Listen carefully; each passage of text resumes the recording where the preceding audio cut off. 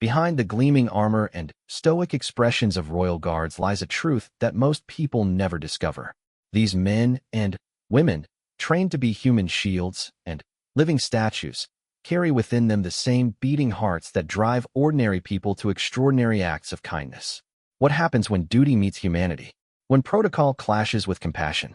When the very people sworn to protect royalty find themselves protecting something far more precious, the dignity and hope of those who have nothing? This is not a fairy tale.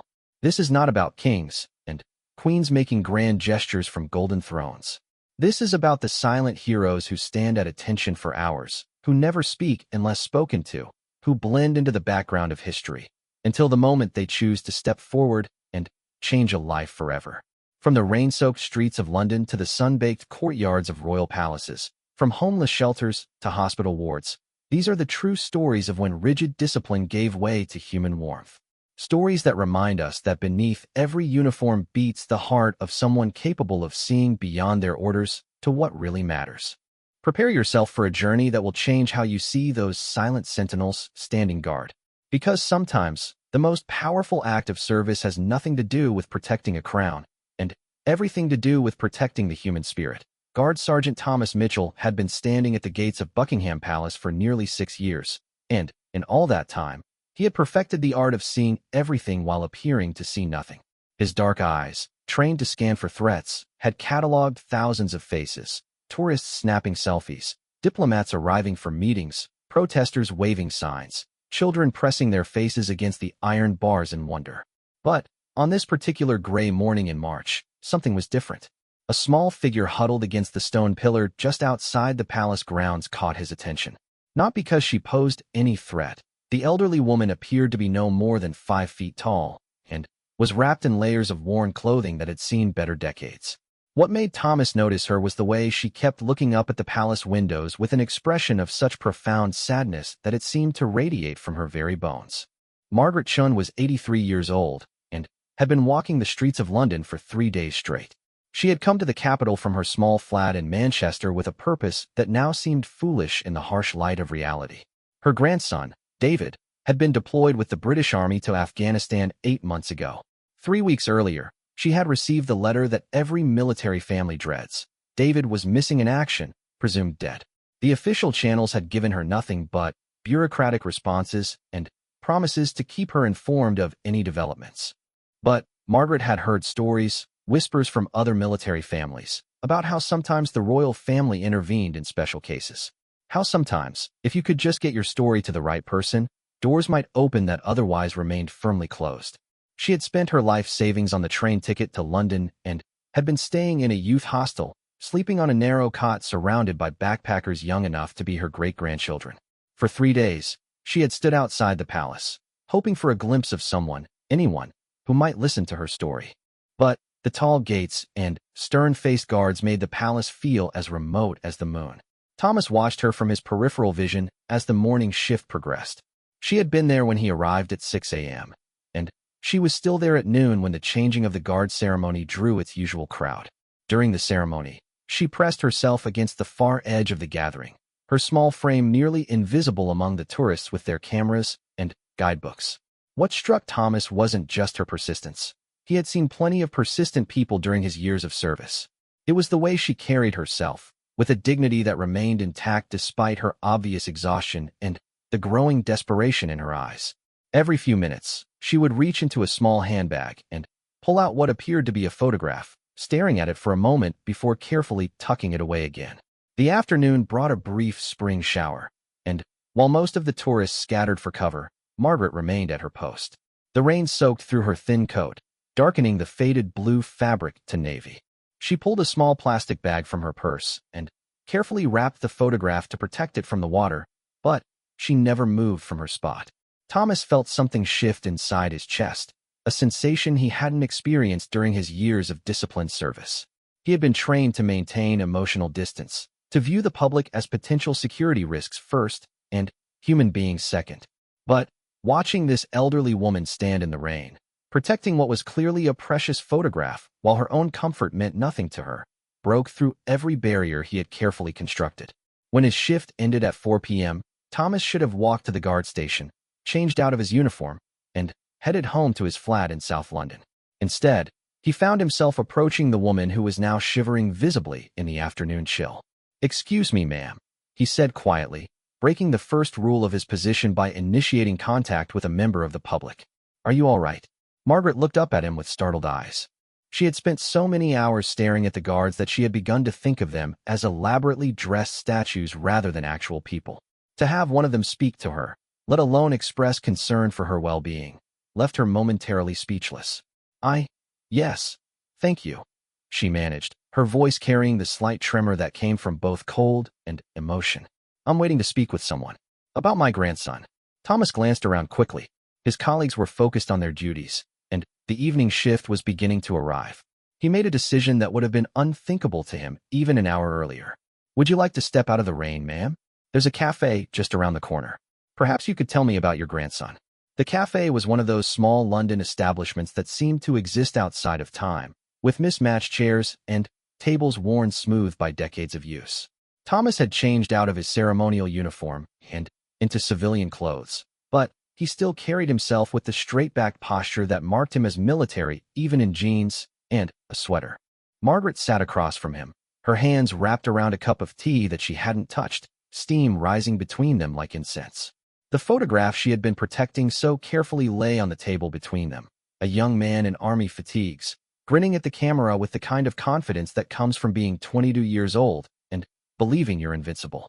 "David always said he was going to be a hero," Margaret said, her voice barely audible above the cafe's gentle hum. "Even as a little boy, he would dress up in his father's old army gear and march around the garden, saluting everything in sight. His parents thought it was just a phase, but I knew better. I could see it in his eyes. He was born to serve."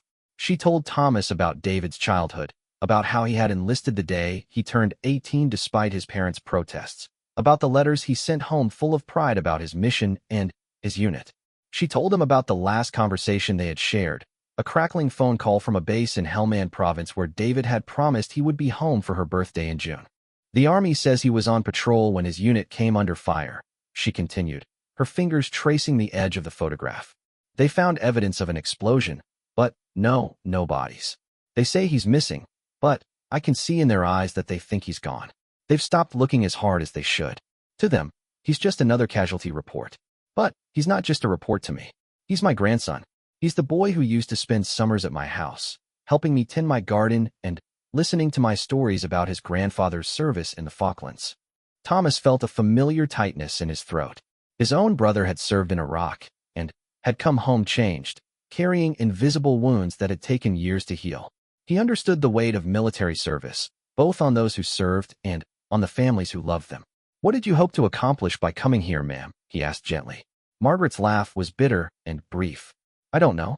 I suppose I thought. I heard that sometimes the royal family takes an interest in military matters.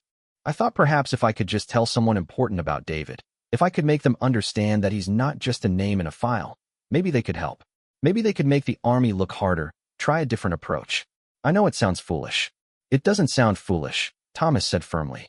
"It sounds like a grandmother who loves her grandson very much." They sat in silence for a moment, the weight of Margaret's situation settling between them. Thomas knew that his position as a ceremonial guard gave him no special access to military decision-makers or members of the royal family. He was a protector, not a policy influencer. But as he looked at this elderly woman who had spent her life savings on a desperate hope, he felt something he had never experienced in his military career, a personal mission that had nothing to do with following orders. "Mrs. Chun," he said finally, "I can't promise you anything. But I do know people who know other people. Let me make some phone calls. Let me see what I can find out about David's case." The hope that flickered in Margaret's eyes was almost too bright to bear. Thomas realized that he had just committed himself to a course of action that could potentially jeopardize his career and certainly went far beyond his official duties. But as he watched this woman carefully tuck her grandson's photograph back into its plastic protective bag, he knew that some things were more important than regulations. That night, Thomas sat at his kitchen table with his laptop open, using his military contacts to learn everything he could about Private David Chun and the circumstances of his disappearance. What he found was both troubling and hopeful. Troubling because David's unit had indeed been caught in a complex ambush that had left 3 soldiers missing, but hopeful because there had been unconfirmed reports of survivors in the area. The more he read, the more convinced Thomas became that Margaret's instincts were correct. The search efforts seemed to have been scaled back more quickly than usual, possibly due to the dangerous nature of the terrain where David had gone missing. But Thomas also knew that sometimes, when official channels moved too slowly, unofficial pressure could make things happen. By the time he finally closed his laptop and headed to bed, Thomas had already begun formulating a plan. It was risky, it was unprecedented, and it would require him to leverage every contact he had made during his years of service. But looking back at the memory of Margaret Chin sitting in the rain, protecting her grandson's photograph while her own comfort meant nothing to her, Thomas knew that he had no choice but to try. The next morning, as he took his position at the palace gates once again, Thomas found himself scanning the crowd not just for threats, but for Margaret. She was there, of course, in the same spot she had claimed as her own. But this time, when their eyes met briefly, Thomas gave the slightest of nods. It was a gesture so small that no one else would have noticed it.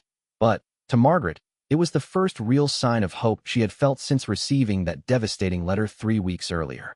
What neither of them knew was that this small act of human connection was about to set in motion a series of events that would challenge everything they thought they knew about duty, protocol, and the power of ordinary people to achieve extraordinary things. Thomas had crossed a line that he could never uncross, stepping from the rigid world of military discipline into the messy, complicated, beautiful realm of human compassion. And once that line was crossed, there would be no going back. 3 days after his conversation with Margaret Chin, Thomas Mitchell found himself in a situation he had never imagined during his years of rigid military service. He was sitting in a cramped office above a fish and chips shop in East London, across from a man who looked like he hadn't slept properly in months. But appearances were deceiving. Colonel James Hartwell, retired, was one of the most connected military minds in Britain, with a network of contacts that stretched from Whitehall to frontline units across the globe.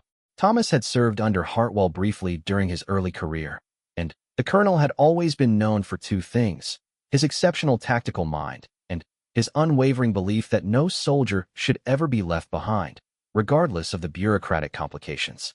When Thomas had called and explained Margaret's situation, Hartwell had agreed to meet immediately, despite the fact that he was technically retired and had no official obligation to help. David Chun, Hartwell said, spreading a collection of papers across his desk with the practiced efficiency of someone who had spent decades managing complex military operations. 22 years old, exemplary service record, deployed with the 3rd Battalion. Went missing during Operation Desert Eagle on February 18th. The official report lists him as MIA, presumed dead, but there are some interesting inconsistencies in the intelligence reports. Thomas leaned forward, studying the documents that Hartwell had somehow acquired through his network of former colleagues and current contacts. The papers contained far more detail than anything Margaret had been shown by official channels. What kind of inconsistencies? Thomas asked. Hartwell pointed to a section of text that had been highlighted in yellow.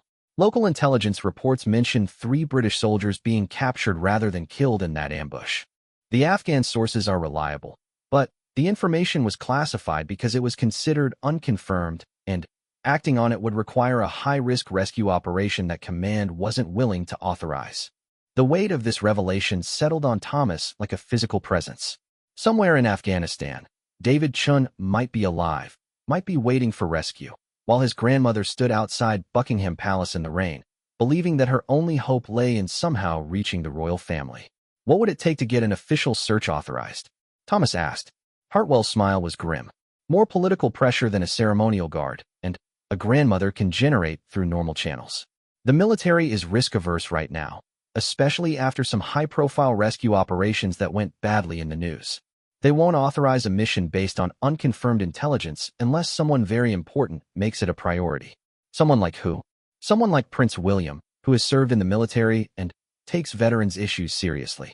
Someone like him making a direct inquiry to the Defense Ministry could change the entire dynamic. The military takes royal interest very seriously, even when it's unofficial.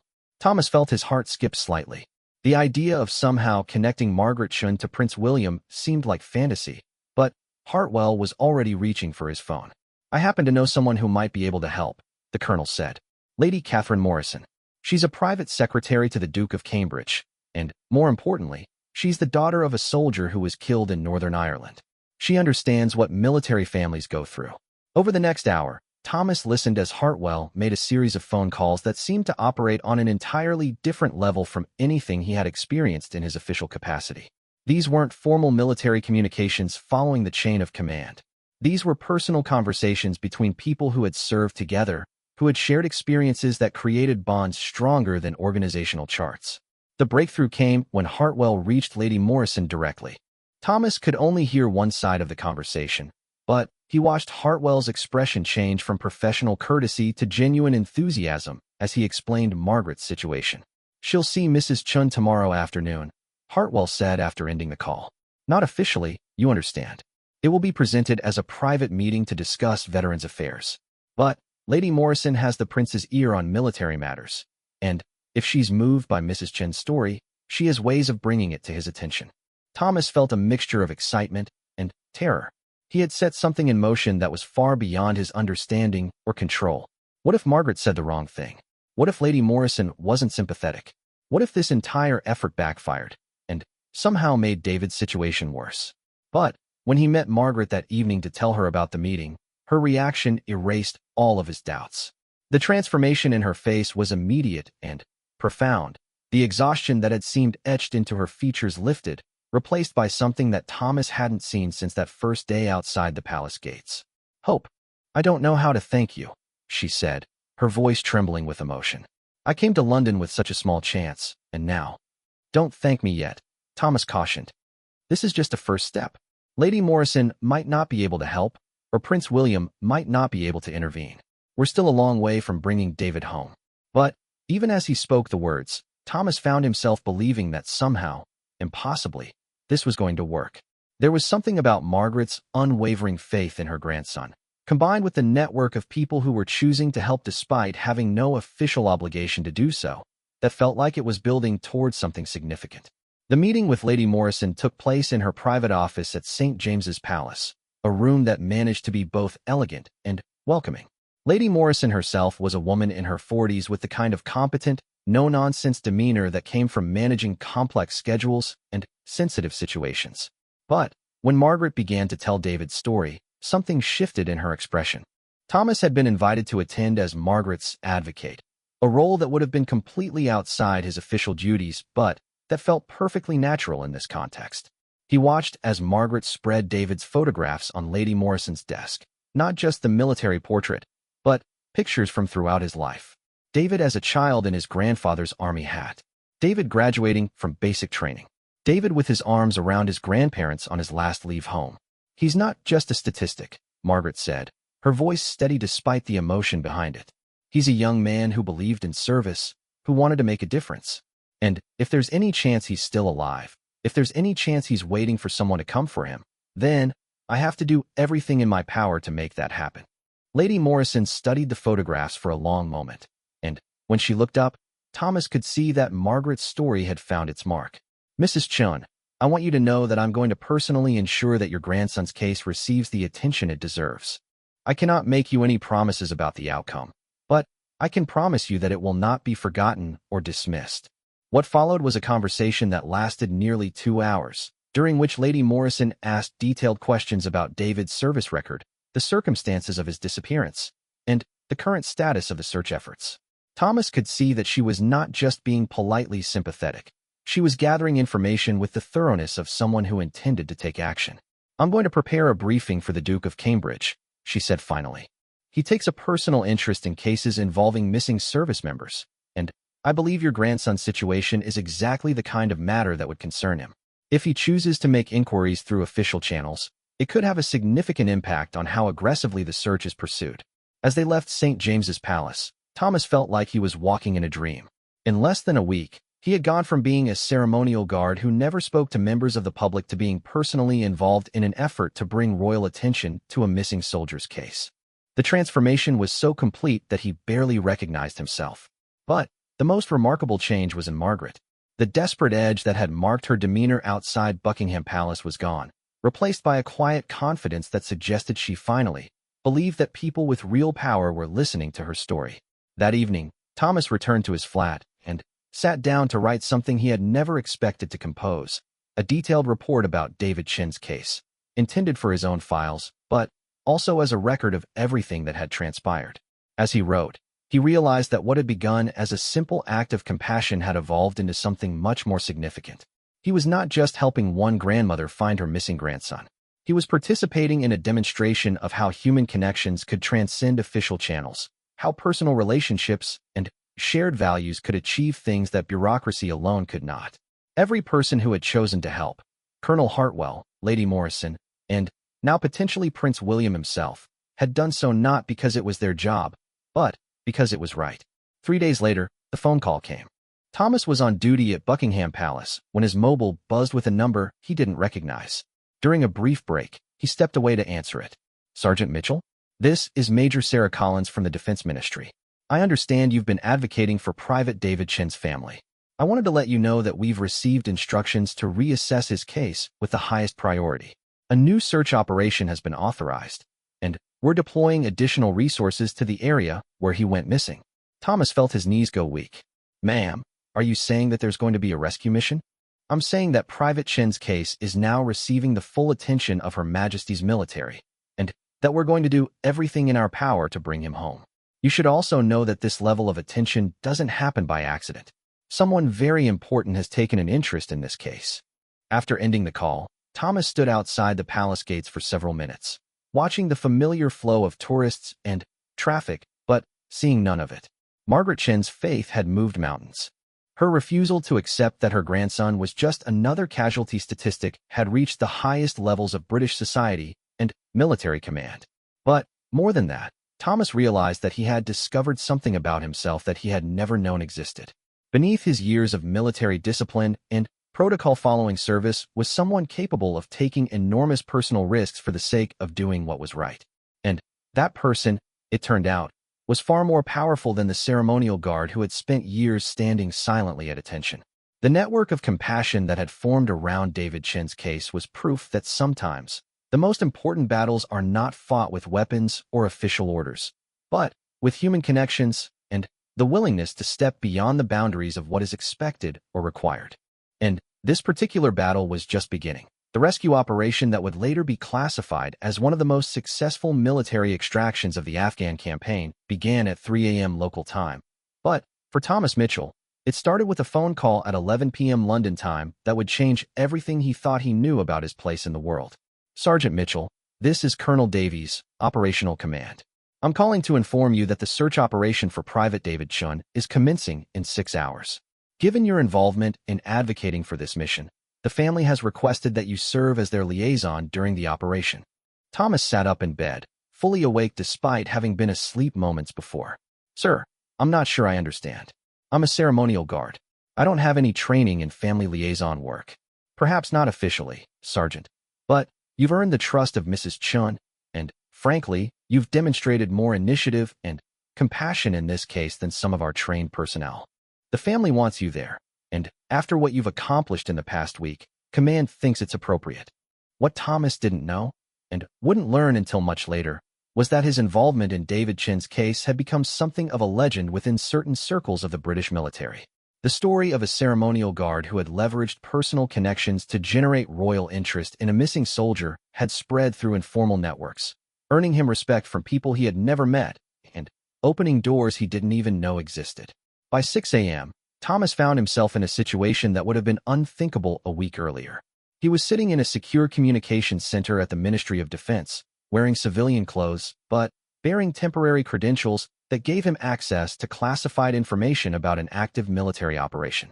Beside him sat Margaret Chin, who had barely slept since learning about the rescue mission but who carried herself with a dignity that impressed even the seasoned military personnel around them. The operation itself was being conducted by the Special Air Service, the elite unit that specialized in exactly this type of high-risk extraction. Through encrypted communications, Thomas and Margaret could hear real-time updates as the team moved through hostile territory toward the location where intelligence suggested David and 2 other soldiers were being held. Charlie team is approaching the target compound, came the voice through the communications system. Visual confirmation of 3 structures, armed sentries visible. Proceeding with insertion plan Alpha. Margaret reached over and gripped Thomas's hand, her fingers cold despite the warmth of the room. Thomas realized that he was holding his breath as the radio chatter continued, describing movements and positions in military terminology that painted a picture of incredible danger and precision. What struck Thomas most powerfully was the realization that this entire operation, the dozens of highly trained soldiers, the sophisticated equipment, the international coordination required to execute a rescue mission in hostile territory, had been set in motion by an elderly woman's refusal to give up hope, and his own decision to step beyond the boundaries of his official duties. Tango down, Tango down. Charlie team has neutralized perimeter security. Moving to primary objective. The next 20 minutes were the longest of Thomas's life. The radio communications described a complex tactical operation involving diversionary actions, precision strikes, and careful extraction procedures. But, for Thomas and Margaret, it was simply about whether David Chun would come home alive. We have visual confirmation of 3 detained personnel. All appear to be British military. All appear to be alive. Repeat, we have 3 survivors, all conscious and mobile. Margaret's sob of relief filled the communications center, and Thomas felt tears he hadn't expected streaming down his own face. Around them, military personnel who had seen dozens of operations began to smile and shake hands, caught up in the genuine emotion of the moment. But the operation was far from over. Getting to David and the other soldiers was only the first step. Getting them out safely would require another hour of careful maneuvering through hostile territory, coordinated air support, and flawless execution under extreme pressure. Package secured, moving to extraction point Alpha. ETA to secure location, 45 minutes. During those 45 minutes, Thomas experienced something he had never felt during his years of military service: the profound weight of personal investment in an operation's outcome. This wasn't about following orders or protecting theoretical security interests. This was about bringing home a young man whose photograph he had seen, whose story he knew, whose grandmother had trusted him to help when no one else would listen. The moment when David Chin's voice came through the radio, weak but unmistakably alive, was one that Thomas would remember for the rest of his life. "This is Private Chun, David. I want to tell my grandmother that I kept my promise. I'm coming home for her birthday." Margaret collapsed into Thomas's arms, overcome by an emotion too powerful for words. Around them, the communications center erupted in cheers and applause that had nothing to do with military protocol and everything to do with human joy at a life saved and a family reunited. But, for Thomas, the most profound moment came 3 hours later, when the extraction helicopter landed at a secure base and David Chin stepped onto British soil for the first time in 9 months. Thomas watched from a distance as Margaret ran toward her grandson with a speed and energy that defied her 83 years, and he witnessed their reunion with the knowledge that he had played a crucial role in making it possible. What he didn't expect was David's reaction when Margaret pointed him out as the guard who helped bring you home. The young soldier, still weak from his captivity but determined to express his gratitude, walked directly to Thomas and offered a salute that held more meaning than any official recognition he had ever received. "Sergeant, my grandmother told me what you did. How you stepped outside your duties to help a stranger. I want you to know that you didn't just save my life. You restored my faith that people will still fight for what's right, even when it's not their responsibility." Thomas found himself at a loss for words. The young man standing before him represented something he had never fully understood about military service: the idea that duty to one's fellow soldiers could transcend official orders and organizational boundaries. David's survival was proof that sometimes the most important battles are won not by following protocol, but by choosing to care about something larger than oneself. But David's story was only one part of what Thomas learned during those extraordinary few days. The other soldiers who had been rescued alongside David each had their own families, their own stories of people who had refused to give up hope. And in each case, Thomas discovered, there had been someone like himself, someone who had chosen to step beyond their official role to advocate for what was right. One of the rescued soldiers, Corporal James Wright, had been saved because his sister, a nurse in Birmingham, had contacted her local MP, who had raised questions in Parliament about the military's search efforts. Another, Private Ahmed Hassan, had been brought home because his father, a taxi driver in Manchester, had organized a letter-writing campaign that had eventually reached the desk of the Secretary of Defense. What Thomas began to understand was that David Chin's rescue had been part of something much larger, a demonstration of how ordinary people, working through personal connections and refusing to accept bureaucratic limitations, could accomplish things that seemed impossible through official channels alone. The recognition came in forms that Thomas had never anticipated. A week after David's rescue, he received a personal letter from Prince William, thanking him for his exceptional initiative and compassion in serving the families of our armed forces. The letter was accompanied by an invitation to a private ceremony honoring the families and advocates who had played crucial roles in the rescue operation. But perhaps more meaningful was the change in how Thomas approached his duties as a ceremonial guard. He no longer saw his role as simply standing at attention and protecting royal property. Instead, he began to understand himself as a bridge between the institution he served and the people that institution was meant to represent. This new perspective led to changes that surprised even Thomas himself. When tourists approached with questions, he found ways to be helpful while maintaining appropriate protocol. When he noticed people who seemed lost or distressed near the palace grounds, he made subtle efforts to ensure they received assistance. And when he encountered other situations where his unofficial advocacy might make a difference, he no longer hesitated to step beyond the strict boundaries of his official duties. The most significant change, however, was in Thomas's relationship with Margaret Chun, which evolved into something resembling family. Margaret had returned to Manchester, but she and Thomas maintained regular contact, and she often spoke about the guard who had given her grandson back to her. For Thomas, Margaret represented something he had never fully appreciated before: the power of unwavering faith and the importance of never giving up on people who matter. 6 months after David's rescue, Thomas received a phone call that brought his journey full circle. Margaret was calling to invite him to David's wedding. The young soldier had proposed to his longtime girlfriend the day after returning to England, and they wanted to celebrate their marriage surrounded by the people who had made their reunion possible. At the wedding, Thomas found himself seated at a table that included Colonel Hartwell, Lady Morrison, and several other people who had played roles in the network of advocacy that had brought David home. As he looked around the room, watching David and his new wife dance while Margaret beamed from her place of honor at the head table, Thomas realized that he had discovered something about service that his military training had never taught him. True service, he understood now, was not just about following orders or protecting institutions. It was about recognizing that every person in uniform served not just their country, but the individual families and communities that made up that country. And sometimes, serving those families meant stepping beyond the comfortable boundaries of official duty into the uncertain territory of personal advocacy and human compassion. The wedding reception lasted well into the evening, filled with toasts and stories, and the kind of genuine celebration that comes when people who have been through genuine hardship together gather to celebrate genuine joy. But, for Thomas, the most meaningful moment came when David pulled him aside for a private conversation. "I want you to know that what you did changed more than just my life," David said. "It changed how I understand what it means to serve. I'm staying in the army, but I'm also going to make sure that no family ever has to go through what my grandmother went through.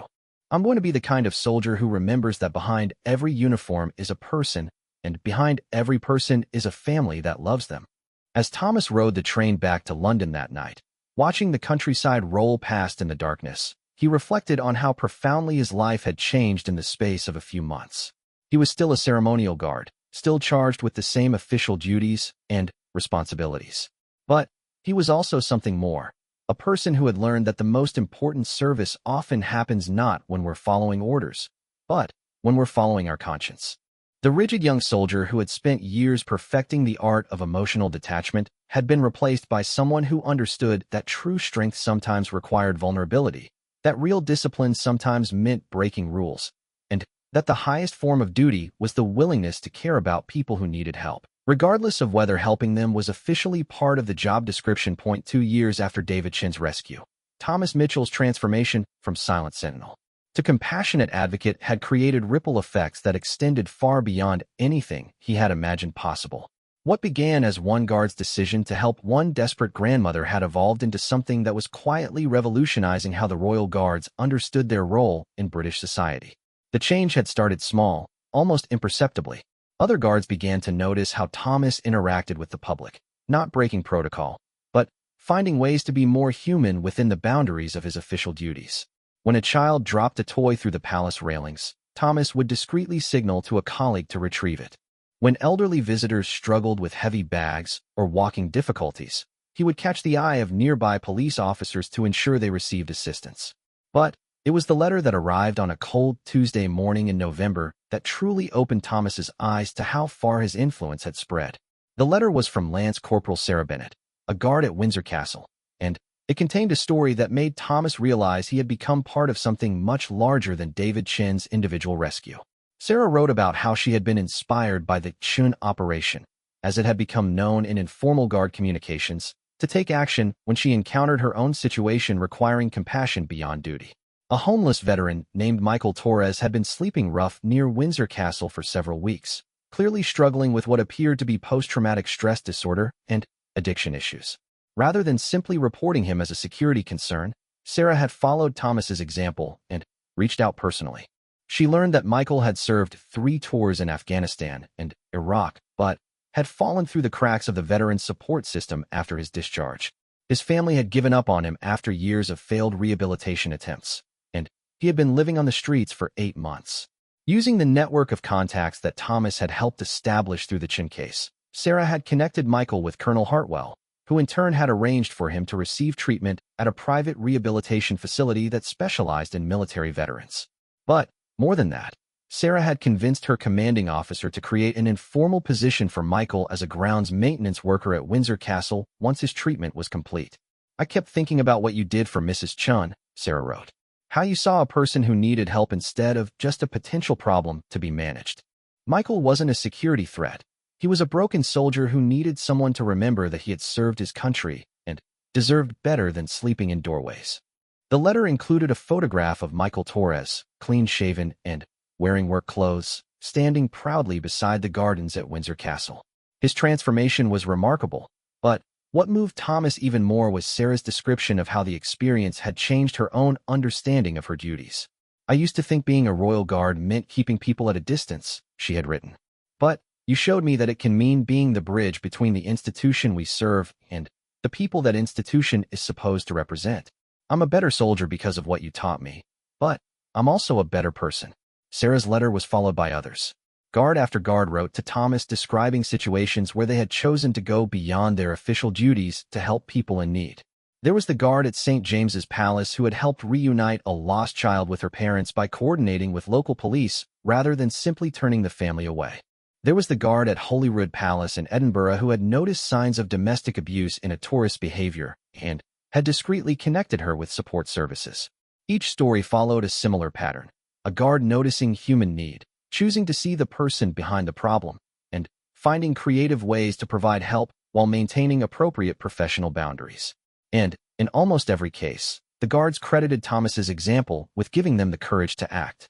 The most significant development came when Thomas received an unexpected phone call from Lady Morrison, whom he hadn't spoken with since the immediate aftermath of David's rescue. She invited him to a meeting at St. James's Palace, and, when he arrived, he found himself in a room with senior officials from the royal household, military leadership, and veterans organizations. "Sergeant Mitchell," Lady Morrison began, "we've been monitoring the, shall we call them, unofficial initiatives that have been emerging among the Royal Guard units over the past 2 years. The pattern of guards taking personal interest in the welfare of veterans and their families has not gone unnoticed at the highest levels." Thomas felt a moment of panic, wondering if he was about to be disciplined for encouraging behavior that went beyond official protocols. But Lady Morrison's next words dispelled his fears entirely. "Prince William has asked me to explore the possibility of formalizing some of these initiatives. He believes that the Royal Guards, by virtue of their visibility and their connection to the monarchy's military traditions, are uniquely positioned to serve as advocates for veterans and their families. We're here to discuss creating an official program that would support and expand the kind of work you began with the Chin family." What followed was a 2-hour conversation that resulted in the creation of the Royal Guard Veteran Advocacy Initiative, a formal program that would train selected guards to serve as liaison officers between the royal household and veterans organizations. The program would give guards official authority to investigate cases of veterans in need, coordinate with support services, and, when appropriate, bring exceptional circumstances to the attention of senior officials. Thomas found himself appointed as the program's first coordinator, a role that would require him to split his time between ceremonial duties and advocacy work. The position came with additional training, expanded clearances, and the authority to open doors that had previously been closed to military personnel below senior officer rank. But the program's first major test came sooner than anyone expected, and it involved a case that was far more complex than David Chin's straightforward military situation. The case began when Guard Private Jennifer Walsh, stationed at Buckingham Palace, noticed an elderly woman who had been visiting the palace grounds daily for 3 weeks. Unlike Margaret Shun, who had stood hopefully outside the gates, this woman, who gave her name only as Mrs. Patterson, seemed to be struggling with confusion and memory loss. Jennifer observed that Mrs. Patterson would arrive each morning carrying a small suitcase, stand at the gates for several hours looking increasingly distressed, then leave without approaching anyone for help. Her clothing was clean but worn, and she appeared to be sleeping rough despite her advanced age, which Jennifer estimated to be somewhere in her 80s. Using the protocols that had been established through the new advocacy program, Jennifer contacted Thomas, who arranged to approach Mrs. Patterson during his off-duty hours. What he discovered was a situation that required all of the networking skills and creative problem-solving he had developed since the Chin case. Eleanor Patterson was 87 years old and suffering from early-stage dementia. She had been living independently in a small flat in South London until a series of administrative mistakes had resulted in her eviction. Her only child, a daughter named Claire, had been trying to locate her for 6 weeks after she disappeared from a temporary care facility. But Eleanor's connection to Buckingham Palace was more complex than simple confusion. During World War II, she had worked as a cipher clerk at the palace when it served as a communications center for military operations. In her confused state, she was attempting to return to what her failing memory remembered as her workplace, carrying a suitcase packed with clothes and personal documents that she believed she needed for her job. Thomas realized that Eleanor's case required not just immediate assistance with housing and medical care, but also a delicate approach that honored her wartime service and her emotional connection to the palace. Working with the new advocacy network, he arranged for Eleanor to be reunited with her daughter, but he also coordinated something more meaningful. With permission from senior palace officials, Thomas arranged for Eleanor to have a private tour of the palace areas where she had worked during the war. Lady Morrison personally led the tour, showing Eleanor the rooms where she had once decoded military communications that had played a crucial role in the Allied victory. The transformation in Eleanor's demeanor was immediate and profound. The confusion and distress that had marked her behavior for weeks lifted as she found herself in familiar surroundings, sharing memories of her service with people who understood its importance. For several hours, her condition seemed to clear, and she was able to tell detailed stories about her work and the people she had served with. "I knew I needed to come back here," she told Thomas as the tour concluded. "I couldn't remember why, but I knew it was important. Thank you for understanding that it wasn't just confusion. It was memory trying to find its way home." Eleanor's daughter, Claire, was overwhelmed by the gesture. "My mother has been so lost for so long," she said through tears. "To see her remember herself, to see her honored for what she did during the war. I never imagined anything like this was possible." The Eleanor Patterson case became the template for how the advocacy program would handle complex situations involving elderly veterans or service family members. It demonstrated that effective advocacy sometimes required not just connecting people with practical resources, but understanding and honoring the emotional and historical context of their service. But perhaps the most significant impact of Eleanor's case was its effect on the royal guards themselves. Jennifer Walsh, who had initiated the case, found herself transformed by the experience of helping restore dignity and recognition to an elderly woman whose service had been forgotten by bureaucratic systems, but remembered by the institution she had served. "I joined the Guards because I wanted to serve something larger than myself," Jennifer told Thomas after Eleanor's successful reunion with her family. "But I thought that meant standing at attention and protecting buildings. I never realized it could mean protecting the memory and dignity of people who served before us." The ripple effects continued to expand. Other guards began looking for elderly visitors who seemed confused or distressed, understanding that apparent problems might actually be former service members trying to reconnect with places that held deep meaning for them. The palace staff developed informal protocols for recognizing and appropriately responding to these situations. More importantly, the guards began to understand themselves as custodians not just of royal security, but of the institutional memory and values that the monarchy represented. They saw themselves as bridges between the palace's wartime history and its present-day role, responsible for ensuring that the contributions of previous generations were not forgotten or dismissed. 6 months after the Eleanor Patterson case, Thomas received another letter that illustrated how far the advocacy program's influence had spread. This one came from a social worker in Liverpool who wrote to thank the palace guards for their role in transforming how veterans' cases were being handled throughout the country. Apparently, word of the Royal Guard Veteran Advocacy Initiative had reached veterans' organizations, local government offices, and support groups across Britain. The idea that ceremonial guards were taking personal responsibility for helping veterans in crisis had inspired other government workers, police officers, and military personnel to adopt similar approaches in their own work. You've reminded people that government service isn't just about following procedures, the social worker wrote. It's about remembering that behind every case file is a person who deserves dignity and attention. That message has spread far beyond the palace gates. As Thomas read the letter, he realized that what had begun as one guard's response to one grandmother's crisis had evolved into something that was changing how people throughout the country thought about service, duty, and the responsibility to care for those who had sacrificed for others. But the most profound change was in Thomas himself. The rigid young soldier who had once prided himself on emotional detachment had been replaced by someone who understood that true strength came from the willingness to be moved by other people's suffering and to take personal responsibility for alleviating that suffering whenever possible. Standing at his post outside Buckingham Palace, Thomas no longer saw his role as simply protecting royal property from external threats. Instead, he saw himself as a guardian of values, compassion, service, and the recognition that every person who approached the palace gates carried their own story of hope, loss, and the search for dignity in an often indifferent world. The transformation was complete, but the work was just beginning.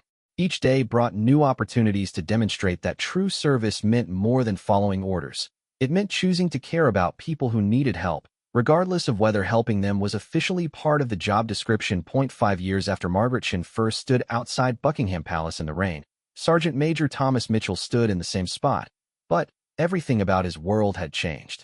The ceremonial red tunic and bearskin hat remained the same, but the man wearing them had been transformed by the understanding that true service meant far more than silent sentinel duty.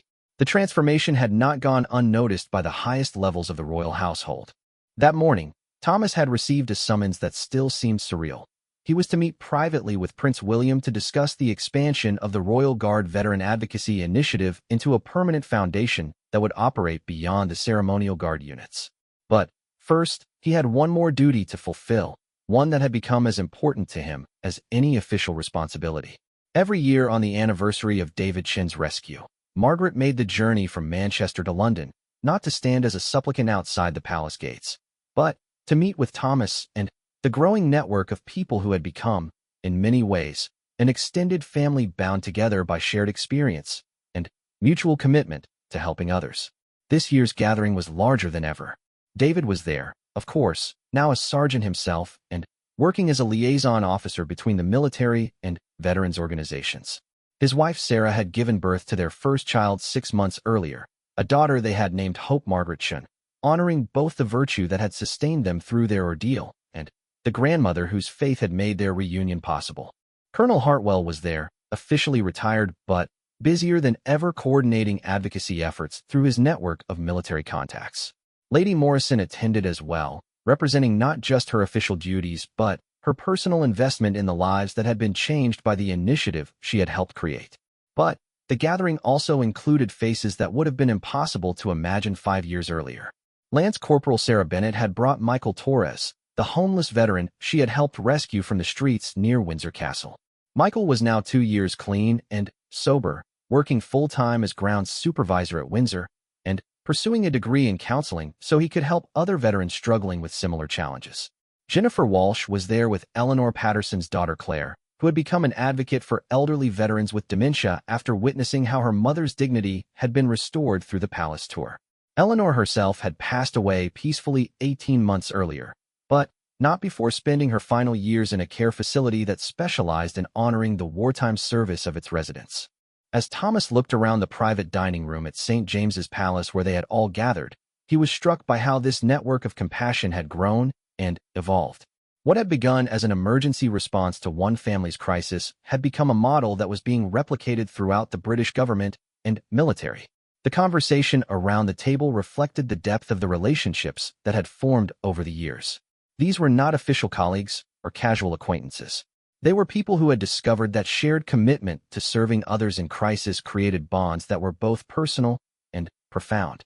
"I keep thinking about something my grandmother used to say," David offered during a lull in the conversation. "She would tell me that the most important battles are not the ones that make the headlines, but the ones that happen when someone chooses to care about a stranger's suffering." I didn't understand what she meant until I watched what all of you did for our family. Margaret, now 88 but still sharp and engaged, smiled at her grandson's words. "Your grandfather would have been so proud of all of you. He used to say that the real measure of a soldier was not how well they followed orders, but how they treated people who had no power to help them in return." The comment prompted Thomas to reflect on how much his understanding of military service had evolved.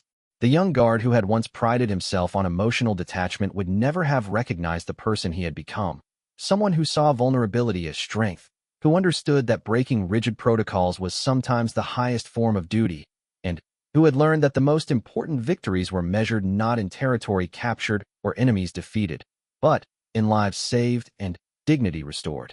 After the lunch, Thomas walked alone to his meeting with Prince William.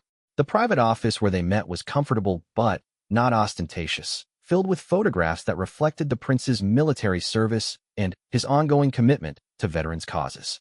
"Sergeant Major Mitchell," Prince William began, "I want to begin by expressing my personal gratitude for what you've accomplished over the past 5 years. The Royal Guard Veteran Advocacy Initiative has exceeded every expectation and has become a model that other countries are studying and adapting." Thomas felt a moment of unreality. 5 years earlier, he had been a ceremonial guard whose primary concern was maintaining proper posture during long shifts. Now he was being consulted by a member of the royal family about national policy affecting veterans and their families. "Sir, I think the success has more to do with the people who were willing to help than with any particular initiative. Mrs. Chun, Colonel Hartwell, Lady Morrison, all of the guards who chose to see people in need rather than potential problems. They're the ones who made this possible." Prince William smiled. "That's exactly the kind of thinking I hope to hear. What you've demonstrated is that effective service requires both institutional support and individual initiative. The formal structures matter, but they're meaningless without people who are willing to care personally about the outcomes." The prince went on to outline a vision that was both ambitious and deeply personal. The Royal Guard Veteran Advocacy Initiative would be expanded into a permanent foundation, with funding from private donors and government sources. Thomas would be offered the position of executive director with the authority to recruit and train advocates from throughout the military and civil service. But more than that, the foundation would serve as a model for reimagining how government institutions could operate with greater humanity and personal engagement. The success of the Guard Advocacy Program had demonstrated that formal bureaucracies could be made more effective and compassionate without sacrificing their primary functions. "What you've proven," Prince William explained, "is that people in uniform can serve both institutional duty and human need simultaneously. In fact, you've shown that serving human need makes institutional duty more meaningful and effective." Thomas accepted the position, but he also requested permission to continue serving as an active guard on a part-time basis. The ceremonial duties that had once seemed merely symbolic now felt like an essential connection to the values and traditions that gave his advocacy work its moral foundation. 6 months later, the Thomas Mitchell Foundation for Veteran Advocacy was formally launched with a ceremony at Buckingham Palace. The event brought together government officials, military leaders, veterans organizations, and the extended network of people whose lives had been touched by the initiative's work. But for Thomas, the most meaningful moment came when Margaret Chun was invited to speak to the gathering about her experience and its aftermath. Standing at a podium in the palace where she had once stood outside in the rain, hoping for someone to listen to her story, she delivered a speech that captured something essential about the nature of service and compassion. "5 years ago, I came here as a desperate grandmother who had nowhere else to turn," she said, her voice strong and clear despite her age. "I thought I was asking for help with one specific problem, finding my grandson. But what I discovered was something much more important. I discovered that there are people in this world who understand that their true duty is not just to their institutions, but to the human beings those institutions are meant to serve. She paused, looking directly at Thomas, who was standing at attention in his ceremonial uniform at the back of the room. Sergeant Major Mitchell didn't just help me find David. He helped me understand that government service at its best is a form of love. Love for country expressed through love for the individual people who make up that country. The speech concluded with Margaret presenting the Foundation's first annual award for exceptional advocacy to Jennifer Walsh, recognizing her work with elderly veterans suffering from dementia. But the real significance of the moment was not the formal recognition, but what it represented, the completion of a circle that connected individual acts of compassion to institutional change. Later that evening, after the formal ceremony had ended and the guests had departed, Thomas found himself back at his familiar post outside Buckingham Palace. The late shift was quiet, with only occasional tourists passing by, and he had time to reflect on the extraordinary journey that had brought him to this point. The guard who had begun this journey by helping one desperate grandmother had become someone responsible for coordinating advocacy efforts throughout the British government and military. But more than that, he had become part of a community of people who understood that true service required the courage to see beyond official duties to human need. A young guard approached him during a brief break in duties. "Sir, I wanted to ask you about something. There's a homeless man who's been coming by the gates regularly, and I think he might be a veteran. I wasn't sure if I should report it as a security concern or try to help him somehow." Thomas smiled, remembering his own uncertainty 5 years earlier when he had first noticed Margaret Chun. "What's your instinct telling you? That he needs help, not a security response. But I'm not sure how to approach it without breaking protocol. Let me tell you about a grandmother I met 5 years ago," Thomas said. "She taught me that sometimes the most important protocol is the one that reminds us why we wear these uniforms in the first place." As Thomas began to share Margaret's story with the young guard, he realized that this was how change really happened, not through formal policy changes or official programs, but through individual people choosing to care about other people and then sharing that commitment with others who were ready to listen. The Thomas Mitchell Foundation would go on to help thousands of veterans and their families over the coming years. The Royal Guard Veteran Advocacy Initiative would be adopted by militaries in 12 other countries. The protocols and approaches developed through the program would influence how government institutions throughout the Commonwealth approach their relationships with the public. But all of these formal achievements traced back to a simple human decision: the choice of one ceremonial guard to see an elderly woman not as a potential problem to be managed, but as a person in need who deserved help. That choice, multiplied through the actions of dozens of other people who chose to care personally about strangers suffering, had created a legacy that would outlive all of them. Standing at his post in the quiet London night, Thomas understood that he had discovered something about service that no military training could have taught him. True duty was not about following orders or maintaining institutional traditions, though those things remained important.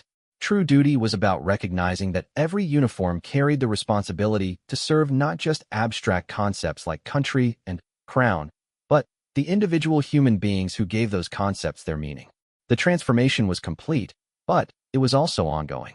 Each day brought new opportunities to demonstrate that compassion and duty were not opposing forces, but complementary aspects of the same commitment to serving something larger than oneself.